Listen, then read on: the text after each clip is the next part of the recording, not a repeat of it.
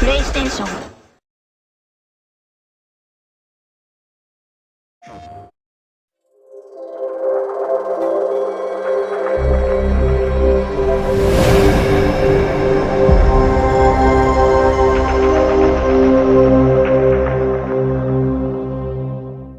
Salut tout le monde, c'est Jojol. C'est rare que je parle de jeux vidéo sur ma chaîne YouTube, mais ça m'est déjà arrivé de faire des vidéos sur la Nintendo Switch, sur la PS4 Collector Star Wars, également sur les mini-consoles, et la majorité du temps, ça vous plaît. Cette année, nous aurons le droit à deux très grosses nouvelles consoles. D'un côté, nous avons la Xbox Series X, avec le petit accent anglais, et de l'autre, la PS5.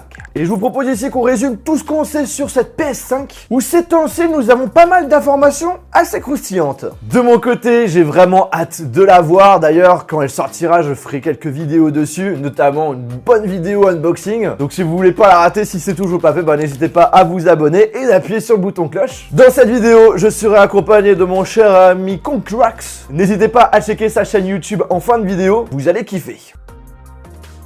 Salut Jojol, merci de m'accueillir sur ta vidéo, salut à tous. Du coup, une des informations que nous n'avons clairement pas, c'est le design à proprement parler de la console.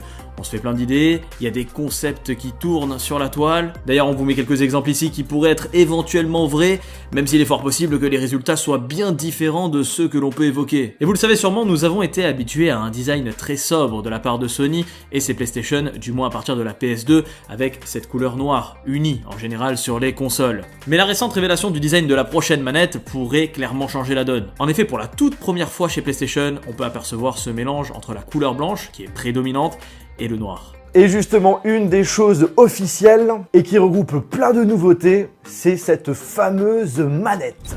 Dévoilée début avril, le design est complètement revu. Au revoir la DualShock, bonjour la DualSense. À première vue, elle ressemble à celle de Microsoft, mais en réalité, elle rappelle la manette prototype de la PS3 qui avait été fortement critiquée avec son allure futuriste. Une des choses qui change clairement pour la prise en main, c'est le fait qu'elle est beaucoup plus large et le fait que le système de vibration a été revu pour vous proposer une meilleure immersion. Immersion, c'est vraiment le premier objectif de Sony avec cette PS5. Quoi de mieux quand on joue d'avoir l'impression d'être totalement in-game. Et justement, ça tombe bien puisqu'ils vont pouvoir proposer aux développeurs de personnaliser les gâchettes L2, R2. En effet, la manette va être équipée, et c'est très attendu, du retour haptique, c'est-à-dire que vous allez pouvoir ressentir véritablement dans l'environnement in-game avec une maximisation des sensations que le joueur pourra ressentir. Par exemple, vous courez dans la boue, eh bien votre manette va en fonction réagir, vibrer et j'en passe. Votre personnage est sous l'eau, vous recevez une balle, un coup, eh bien tout ça sera retranscrit au mieux manette en main. Par ailleurs, à l'arrière, il y aura une résistance qui va s'adapter en fonction de vos actions par rapport aux armes que vous utiliserez par exemple. Autre point important qui a pu être soulevé lors de la présentation officielle de la manette, mais on a toujours eu l'habitude d'avoir les boutons triangle, carré, croix, rond qui étaient de couleurs, triangle vert, carré rose, croix bleue et rond rouge. Ils ont l'air d'être tous de la même couleur. Pour autant, est-ce que l'on va retrouver ces couleurs caractéristiques lors de l'allumage du périphérique ? C'est possible, peut-être qu'il y a des petites lumières intégrées qui vont retranscrire au mieux les couleurs. L'un des objectifs importants de Sony, c'est également de prolonger l'autonomie de la manette, bien sûr, qui se décharge souvent assez rapidement pour peu qu'on fasse quelques sessions. Il y aura ainsi une batterie externe intégrée lui permettant de tenir plus longtemps qu'une manette PS4, avec, cette fois-ci, une recharge de type USB-C. Elle intègre un haut-parleur et un micro. Ça veut dire que vous allez pouvoir discuter avec vos amis sans avoir à acheter absolument un micro supplémentaire ou voire un casque, même si on se doute qu'avec un casque et micro intégré, ça sera plus sympathique. Et on pourrait même se poser la question si ce micro pourrait être utilisé pour une nouvelle fonctionnalité. Pourquoi pas contrôler un futur assistant vocal? Et quand on l'active, on pourrait lui demander pas mal de choses, comme par exemple, lis-moi tel contenu, lance-moi tel jeu, enregistre-moi mon gameplay, énormément de possibilités. D'ailleurs, le bouton Share a été remplacé avec un autre bouton. Pourquoi pas pour lancer ce fameux assistant vocal? Là, rien de sûr, à ce jour, c'est vraiment des rumeurs. En ce qui concerne le pavé tactile de cette manette, elle a l'air un peu plus large que ce qu'on a vu sur PS4, et elle pourrait, c'est à prendre avec de très grosses pincettes, afficher des images. Enfin en tout cas c'est ce qu'on peut penser avec ce nouveau brevet déposé par Sony, mais nous savons très bien que ce qui est déposé n'est pas forcément la version finale proposée à l'utilisateur. Voilà en gros toutes les informations que l'on a sur cette DualSense. Évidemment on n'a pas le design encore final de la console, cependant au vu des couleurs officielles de la manette, il est fortement possible que le blanc soit prédominant sur le design final.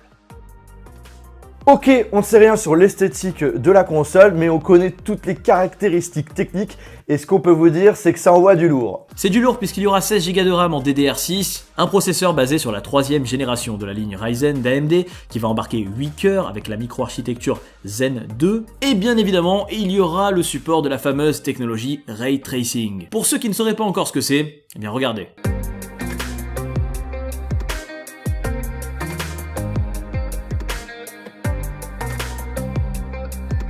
Alors d'après les dires de Sony, et ça vraiment j'attends de voir de mes propres yeux, eh bien la machine serait capable de pousser l'expérience jusqu'en 8K 120 FPS. Si c'est le cas, c'est un véritable monstre de puissance, mais il faudra aussi bien sûr que le commun des mortels en soit équipé.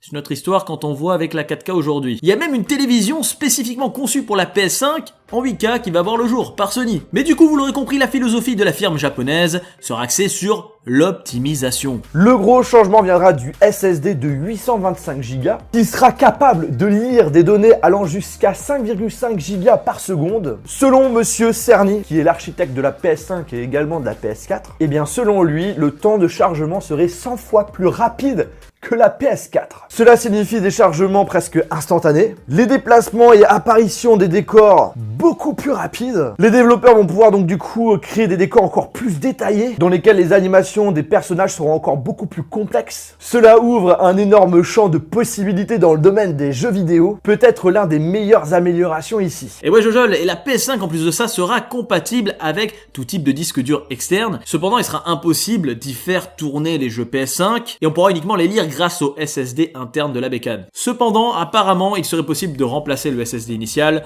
pour avoir un beaucoup plus gros, un plus grand espace de stockage à l'avenir, mais il vous faudra pour ça que la vitesse de celui-ci soit équivalente ou supérieure afin de parfaitement l'utiliser. On parlait d'immersion tout à l'heure avec la manette et ses haut-parleurs intégrés. Ça sera aussi le cas pour le son avec un nouveau moteur audio 3D qui devrait utiliser les mêmes algorithmes que celui du PlayStation VR. Et bien évidemment, moi un point qui m'intéresse énormément, qui vont dire c'est vieux jeu, mais c'est la rétrocompatibilité. Première annonce qui est faite, on parle des 100, entre guillemets, meilleurs jeux de la PS4 qui sont compatibles. Beaucoup de joueurs ont été déçus, et ça a été très rapidement le 23 mars dernier rectifié encore une fois par Marc Cerny qui explique non, quasiment toute la ludothèque sera compatible à terme 4000 jeux PS4 pourront tourner sur PS5. C'est donc quand même une très belle précision, à voir si grâce à nos comptes PSN et nos achats en dématérialisé, eh bien on pourra retrouver ces jeux sur la PS5, et en plus de ça, il y aurait une mise à jour sur ces titres, puisqu'ils fonctionneraient à une fréquence boostée sur la machine, et donc bénéficieraient d'un plus grand nombre d'images par seconde,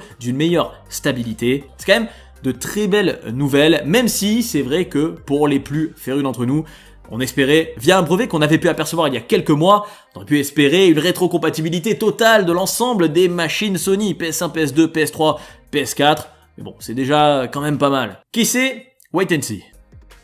Sony a officialisé le fait que ça sortira en 2020, notamment pendant les vacances. On serait autour du mois d'octobre-novembre. Une fuite a laissé entendre que ça serait le 20 novembre 2020, ce qui serait pas une mauvaise idée vu que mon anniversaire c'est le 21 novembre, donc ça me ferait un joli cadeau. En tout cas, une chose est sûre, ça sortira bien avant les fêtes de Noël, et ça pourra mettre la PlayStation 5 directement en concurrence avec la Xbox Series X, qui va sortir dans la même période, donc du coup, voilà, c'est complètement cohérent. Et malgré les rumeurs, un article récent de Takashi Mochizuki, journaliste qui est spécialisé vraiment sur la PS5 et qui a souvent des informations en avance, eh bien il confirme que malgré tout ce qui se passe en ce moment, la date de sortie de la PS5 n'a pas été repoussée. On pouvait le craindre, mais il précise quand même que certains éléments de la console seraient plus rares, plus difficiles, délicats à produire. Du coup, ça va faire grimper les coûts de fabrication de la console. On pourra atteindre environ 450 $ l'unité. C'est pas mal. La problématique concernerait apparemment surtout l'approvisionnement en DRAM et en mémoire flash parce que beaucoup de matos électroniques